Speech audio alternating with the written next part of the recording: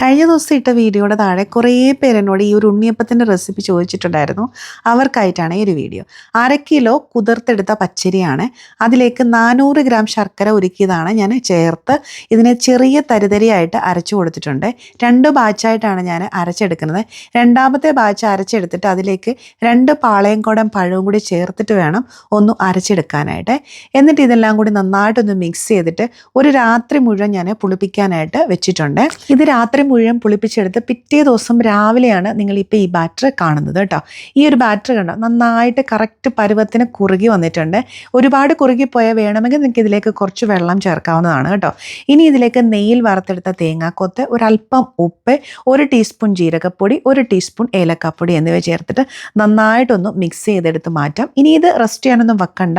ഇനി നമുക്ക് ഉണ്ണിയപ്പച്ചട്ടിയിലേക്ക് കുറച്ച് നെയ്യ് ചേർക്കുക. ബാക്കി വെളിച്ചെണ്ണയും കൂടി ചേർത്തിട്ടാണ് ഞാനിത് ചുട്ടെടുക്കുന്നത് കേട്ടോ. ഇത് ചട്ടിയിലേക്ക് ഒഴിച്ചു കൊടുക്കാനുള്ള എളുപ്പത്തിന് ഒരു ഗ്ലാസ്സിലേക്ക് ഞാൻ ഈ ഒരു ബാറ്റർ പകർത്തിയിട്ടുണ്ട്.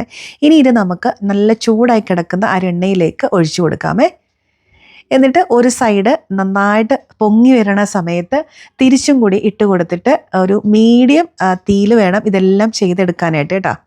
കണ്ടോ നമ്മുടെ ഗുണ്ടുമണി മുതൽക്കത്തെ ഉണ്ണിയപ്പം റെഡി ആയിട്ടാണ്. ഭയങ്കര സിമ്പിളായിട്ടുള്ളൊരു റെസിപ്പിയാണ്.